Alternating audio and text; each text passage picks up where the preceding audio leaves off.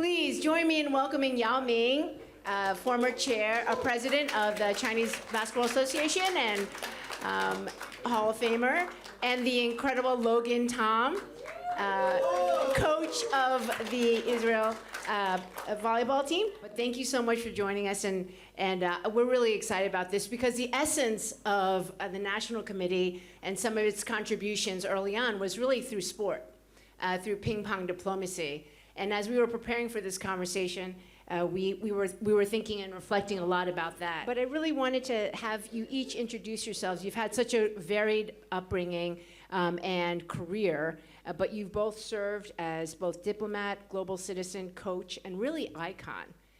So how would you think about your career right now and as far as you serving as a current sort of vehicle diplomat for bilateral relations? Logan, how do you think about your role in that space? Currently? Yeah, sure. At least for me, currently it's different. Going from player, athlete to coach to now vice president within the PVF, which is the new professional volleyball league in the States that just came out last year. So I think for me, at least as an athlete, like my diplomacy between that cross borders was being an athlete and playing in different countries.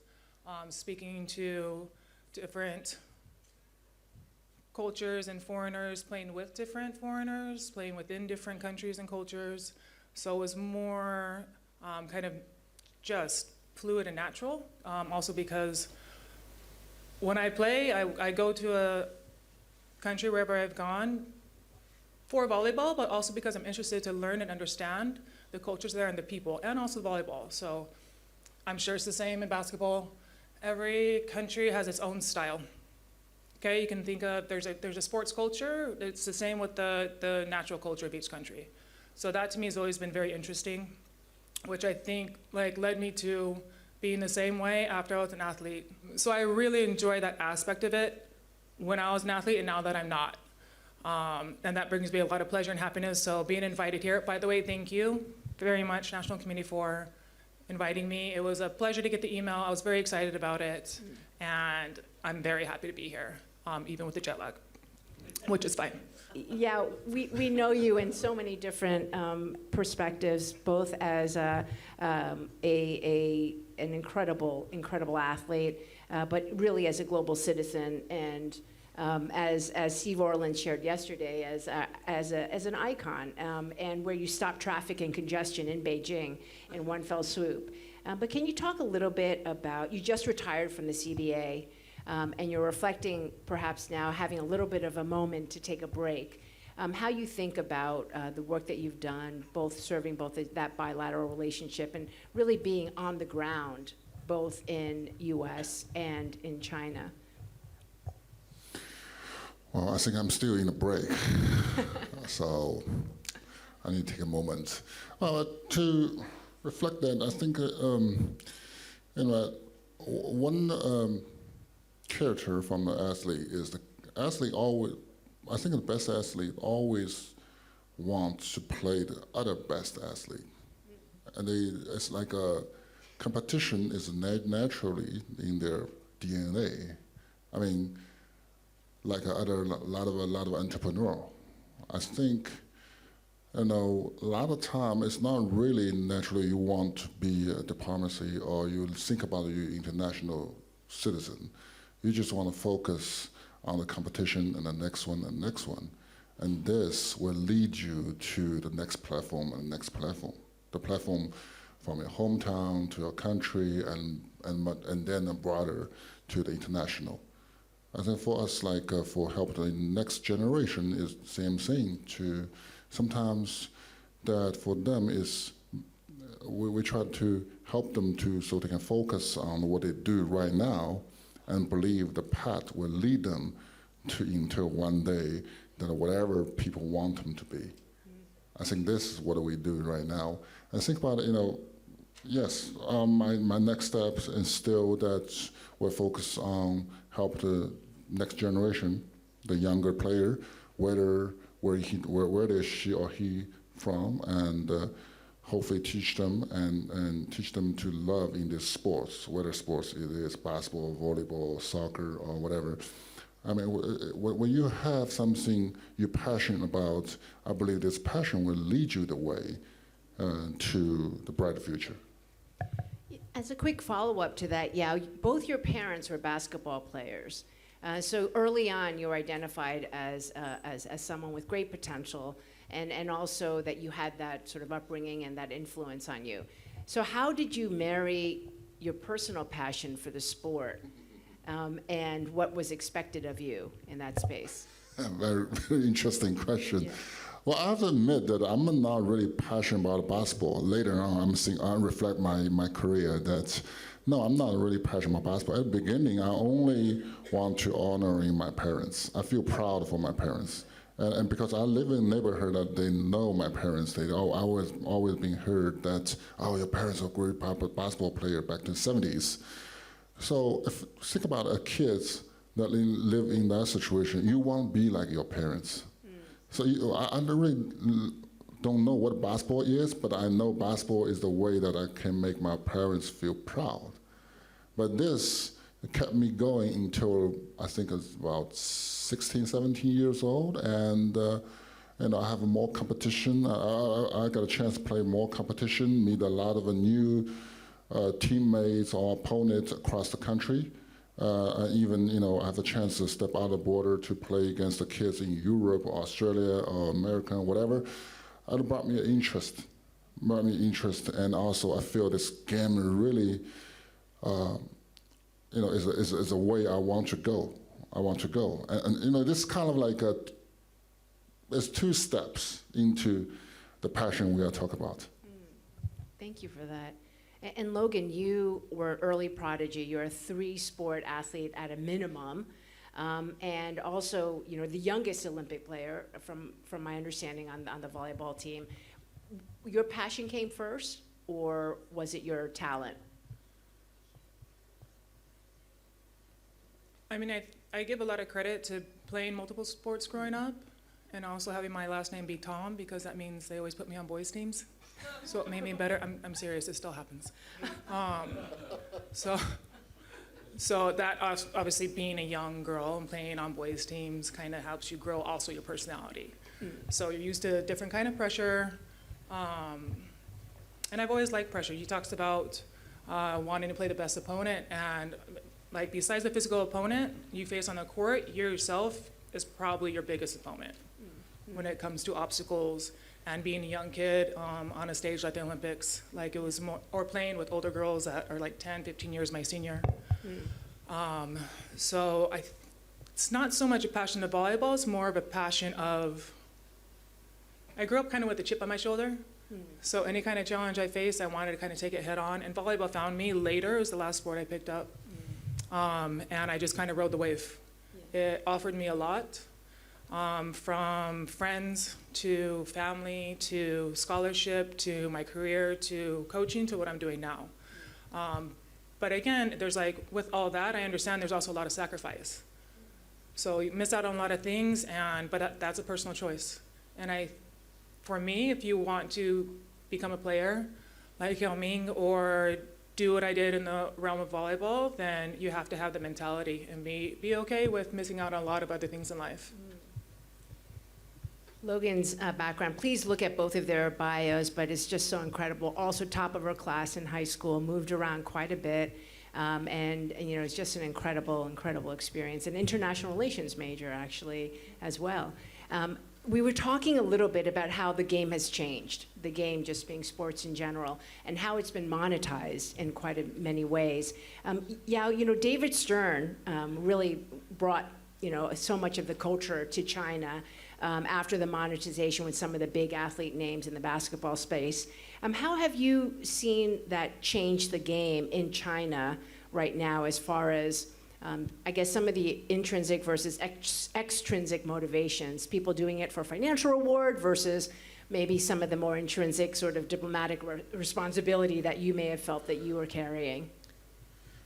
Oh, there's many change in different area and levels, but I want to talk about that. in culture level, how they change it. For example, that the basketball game are more or less the same in the world. You know, that's how long is the sideline and the baseline, the 10 feet of the hoop. That's more or less the same. You know, FIBA and NBA, that's a little bit different, but not. But you know, that's some culture shock that I really feel that. From the first day I watched NBA live on CCTV in China, I remember back to 1994. That's the final between the Houston Rockets against New York Knicks, I think, and how people to compete each other. The way, for example, that we've been told, even we same thing being teaching play basketball, but a slam dunk is a very rule action on the court in our culture. So basically that, you must understand what I'm saying, that when we have a 1-on-0 fast break or something, that people just try to lay up, you know, nicely, get 2 points, get out of there, go back to defense. But when we watch the TV there, and the people, like for some familiar name, you know that Michael Jordan, Sean Kemp, and from the 90s. Now those guys slam the ball right on people's face and shouting on that. I think, okay, this is another way of play basketball. And I remember the first time I had my American basketball experience is 1998. I play in some of a high school AAU team in California. You know, when the coach coached me, hey, you have to crush him. You know, you have to crush him. I say, crush them. You know, I can score on him, but what do you mean you crush him? This is very. Forget about the basketball skill level. This is very deep down. That's how. Two nations and two people are differently from coaching level. Even when we play on the same sports under the same rule. But I look at this is how sports fascinating is that under the same rule, you can develop so many different so many style way to play the same sports. Appreciate that, thank you, yeah. And we've talked about other icons in the volleyball space. Jenny Ping is a well-known icon, coaching both the China volleyball team and the U.S. team, and bringing it to the silver medal. So that was incredible. How do you think about the volleyball overall, and with some of the legends like Jenny Ping, kind of serving as both bilateral, advocates and diplomats in that space? No, Jenny is, if you want to talk about crossing borders and China-U.S. relations, Jenny is the perfect ambassador for that. We were talking about it just now, about how she really bridged that gap in the sports world in general, and then also especially for women, and she's a national hero here. And for her to come to the States, first have her daughter in the States, and then come from being this legendary hero for Chinese volleyball to taking over the American national team, which was a big decision for her. Like, especially being that much of a Chinese volleyball icon, to decide to take over the American national team, men's volleyball team, I'm sure was not easy for her. Yeah. So she's done a lot. She's sacrificed a lot personally. And then obviously, she came back here after 2008. I think I played for 2010 in Guangzhou. But she was a big reason why I came to play in China. I really enjoyed playing under her as an athlete on the U.S. team, and so. Because I've been to China, but never experienced the culture fully. I came just to play against China or here in tournaments. So it was a pleasure for me to come back and play for her, and also to get the culture experience that China gave me. And then, as you know, she also decided to take over the Chinese national team and got a gold medal with them in Brazil.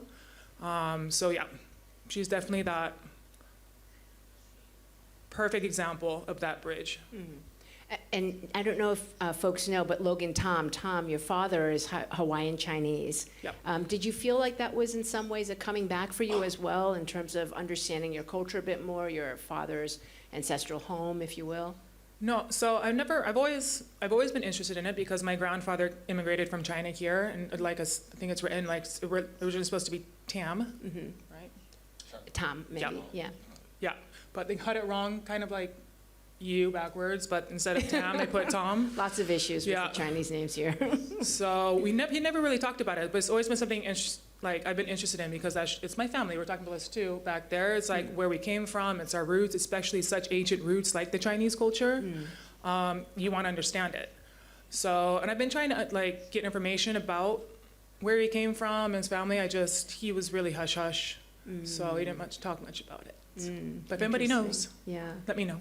Yeah, I have a resource for you. Okay, But, you know, Yao, we talk a lot about legacy, and you've left an indelible legacy. And I'm just wondering, like, and there's a lot of like, oh, this is the next Yao Ming, you know, who's the next Yao Ming? And in the same way, who's the next Logan Tom? And I guess wondering, not who in particular is the next Yao Ming, but how would you want to characterize that person? What role would that person have as we think about other types of diplomatic connections in this relationship? What are the characteristics of the next Yao Ming? You can be on it. Come on, I want to boast a little bit. Get it in there. I mean, What do we need? after all, nobody really become a next anybody.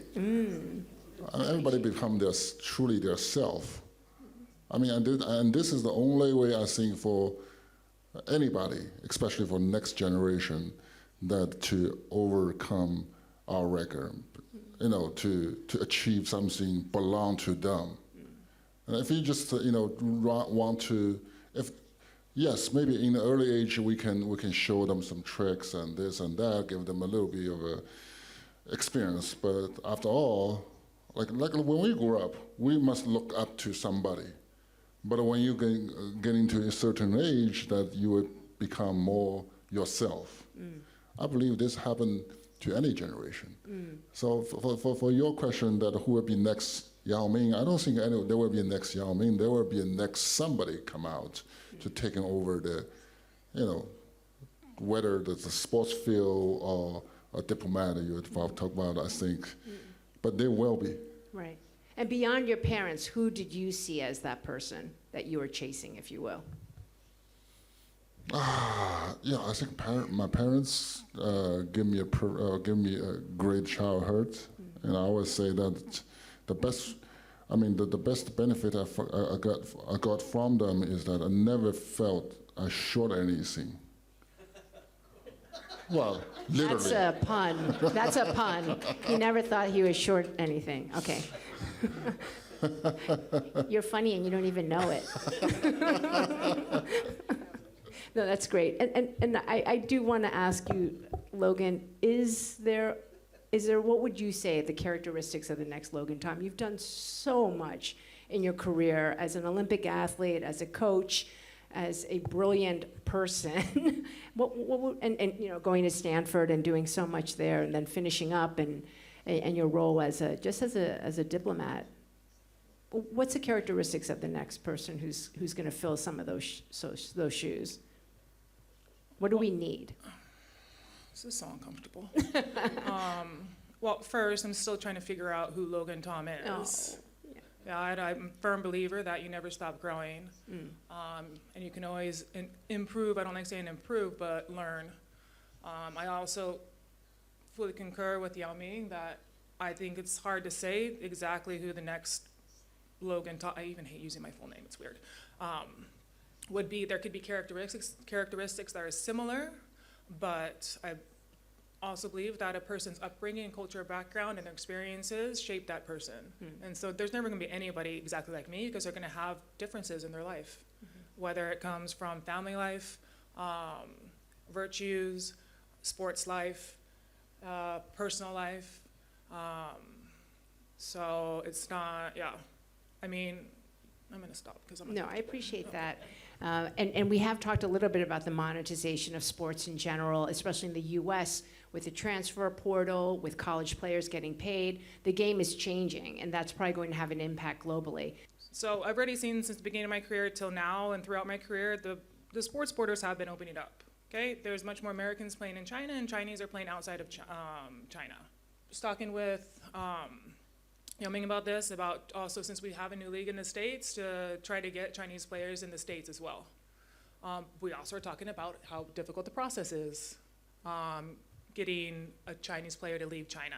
There's a lot of rules and regulations that you have to go through, kind of loops and hurdles. But at the same time, it is getting better. And I think that if you get people from your own culture into other cultures to show it in a positive light, it has a bigger effect than if they're watching a TikTok or a YouTube from, let's say, a Chinese in China or an American in America. So I think that already is opening doors when it comes to the relations. Also making friendly matches between Chinese team and American teams, national teams or pro teams, just so you have that interaction and people understand that people are just people, really. If you can humanize the political backgrounds, it makes it easier to cut through the tape. People to people need something that we have mutual interest in to bring them together. The mutual interest in can be a lot of us sports games. For example, volleyball, basketball, water polo, or tennis, or maybe e-sports. We should try to create more opportunity for it, to create more games and creating more travel opportunities. Here we talk about the China-U.S. relationship. I mean, I always say that it's no different than neighborhood relationships. So if you want to build a good relationship with a neighbor, sometimes a good food will done, right? I think there's many ways to do it, but just show the friendship, show the goodwill, and show something we have mutual interest, and that will provide millions of opportunities to help us to make this progress. The amazing Yao Ming, the amazing Logan Tom. Please join me in thanking them.